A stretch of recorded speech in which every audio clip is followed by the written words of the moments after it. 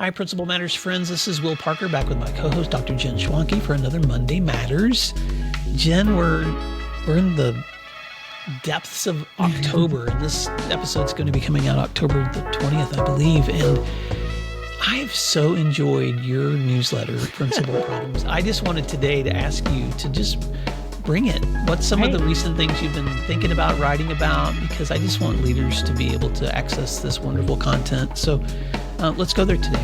Right. So the roots of this, I know I had mentioned it at some other point when we recorded. This came from my conversation with Danny Bauer. Danny said, I said, what's next for me? And he said, well, you should probably do a newsletter. And I said, I don't know. And he said, well, do you want people to, be engaged in your thinking and your ideas? And I said, well, obviously. So here we are. So I launched this newsletter, and it's been so much fun. It's a way that I can get my thoughts out on paper and then engage with other people. So that's been great. I was glad that you asked about this, about a recent topic. The one that I wanted to discuss is one that will be coming out as we're recording this. It will be late news for the people listening, but it will have come out on October 10th. And this is just one example of some of the things I talk about in the newsletter. And this one is the staff meeting glow up. I'm trying to... Okay, so let me back up and tell you what happened to me. Staff meetings are the kind of things where they can be really, really valuable, obviously. But there's always those memes out there. Oh, I just sat through a staff meeting that could have been an email. And we don't want, as principals, we do not want that.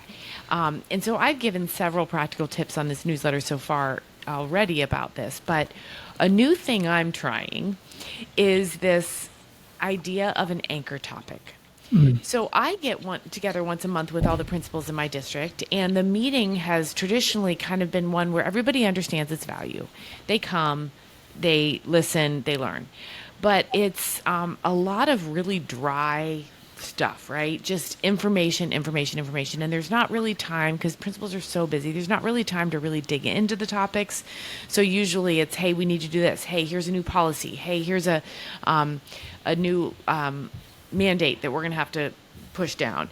And so they're kind of yucky, right? For lack of a better word, they've been yucky.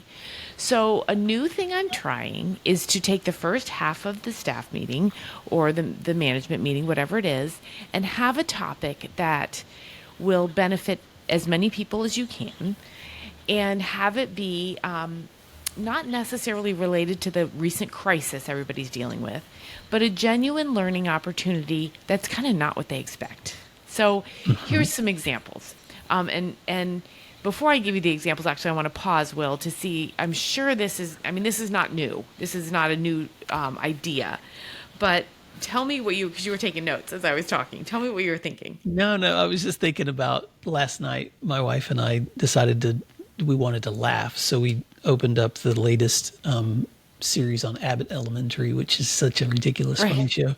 And the very first show of this season was Development Day. So their first day back to school. And it was just all of the tropes of the worst things you can imagine that happen on Development Day. And I was laughing the whole time because I was like, every teacher and educator knows that dread of stepping into a meeting that you don't feel like has a purpose. Well, and here's the truth. The teachers dread it, but guess what? So does the principal. Mm-hmm. I have a friend, she has retired now, but she says on her tombstone is probably going to be, here lies Sarah, I'll say, she died planning PD. Like, it's a horrible burden, right? To try to plan PD, to try to make it applicable, to try and make people engaged, to try to make them want to be there when they're not. So, I mean, to that point, it's an entire episode of Abbott Elementary because nobody likes it, right? Yeah. So. Well, the other thought I had was I love that idea of anchor topics because I'm thinking of two different categories of meetings. One, meetings that I've had to lead with my teachers and some of the things that have helped me make those more meaningful. But then meetings that I've held with leaders and where I've seen those be more meaningful too. So before I give more feedback, I'm just curious, talk a little bit more about that anchor topic. Right. So the anchor topic, again, I don't think it should be the fire extinguisher, so to speak, where here's what I'm going to tell you about getting through our current crisis. I think it should actually be much more proactive than that and cyclical too. So in this newsletter, anybody who subscribes and reads will find that I've given some examples. So you might have your anchor topic be policies and procedures. You might have it be a lighthearted culture builder. And no, I do not mean an icebreaker here. So stay tuned for a little bit more on that. Legislative or student services updates, instructional and collaborative topics. And so the length of this anchor topic really does depend on how much time you have. So if you have an hour for a staff meeting, you might make the anchor topic 30 minutes. If you have 45 minutes, you might make it 20. But here's what I think, again, just some ideas. Let's say you want policies and procedures. I'm just going to rattle through some topics that I suggest here. A quick training on whatever AI tool your teachers are using or your students are using. A review of sunshine laws. And, sunshine laws are something that everybody thinks they know about, but maybe don't. So a review on that. A safety presentation, review of the public records policy. Those are changing rapidly. Like your text messages, for example, likely a public record. You probably should know that. Really, any policy would be a good anchor topic. How to use walkie-talkies correctly. And then I say on the newsletter, seriously, because walkie-talkie usage can be something that drives everybody crazy. So maybe you do that for 15 minutes. Here's some ideas for lighthearted culture builders. Appy Hour, where everyone shares their favorite can't live without it website or tech trick. The SOS Squad, where you develop a list for every tiny problem. The copy machine breaks, the microwave needs clean, the substitute's laptop won't power up. You develop an SOS Squad. Mission Moments, where you have quick fun or celebratory moments from the month. Classroom library refresh tips. An I wish I had known panel. Here's some you might do for legislative and student services. The newest in state federal law. Quick de-escalation strategy. Who's who in the IEP process. And so here's just some examples, right? And then I would say you definitely want to have some anchor topics that are fun. A vertical alignment jam session. A book update where you share the latest in children's literature. Co-teaching models in action, where you review the real truths behind that. And so I'm going to emphasize here, I really don't think these should be sit and get. I don't think slide decks should be allowed. Handouts should not be allowed. Notes should not be taken. It should be role play based. More just, hey, this is me being real, right? And I don't think the principal should necessarily lead them. I think it should be, it could be your legal counsel. It could be your secretary. It could be your custodian. It could be your special ed team together. The key, I think, is to not put too much thought in it, because that's what makes it rote and stale. It should be more, here I am, and here's the things I have to share. Oh my gosh, Jen, I cannot wait to because you haven't actually, when we're recording this is before you publish this. Correct. So please, I want to make sure we have a copy that people can link to or come to your social media to find, or your website to find. What's so powerful about all of that is just the very practical, like here's some tangible things that you can do to make your meetings meaningful. That's right. Especially when you're pulling leaders together. Right. I was going to add that I know leaders who can, in fact, I was having lunch with one this summer who's a high school principal in the Tulsa area where I live. And lately he's been inviting other principals from other surrounding districts to his place so they can do this kind of stuff together, because sometimes they don't find meaningful meetings happening within their own district. So they're pulling each other together and say, bring your topic with you. Right. What's that thing you've learned about how to manage how you're calculating GPA, or how you're dealing with recruitment and retention, or how you're actually implementing cell phone policies. And so they'll bring it. And again, like you said, no slides. It's just like, bring your stuff. Let's just sit down together and we'll problem solve. And I love that model. Yeah, I think that's the key. This isn't just about principals and staff meetings. It can be about principals' own PLCs. It could be for superintendents. It could be for any department, right? I think to take the formality out of it is to take the dryness out of it. And, you can call it an anchor topic, because here when I first did it, it was so awesome, because it was actually a 2-hour meeting, and we spent the first hour, I had an attorney come in and do a training on records retention. And it was really powerful, and it was fast, and there was a lot going on. But then when we were done, we stopped on the hour. We could have gone for another couple, a long time. We stopped and we said, okay, now we're going to get through all the rest of the agenda. And so I want to be clear, this isn't an agenda replacer. It's not an icebreaker. It's somewhere in between where you provide something that they're going to go, I didn't know about that. Or, wow, that's a really good idea. But they don't feel like it was a mandated, cram it down their throats kind of a training. Like, let's not use that word at all when we talk about anchor topics. Yeah. It should just be more spontaneous isn't the right word either, but more loose. Yeah. No, great ideas. I guess the follow-up question that I would have for leaders is, how can you apply some of that same philosophy to the way you lead staff meetings? And so what are you thinking, Jen, when it comes to ways to reimagine our own development so that our teachers aren't wanting to poke their eyes out after a meeting in their own school setting? Right.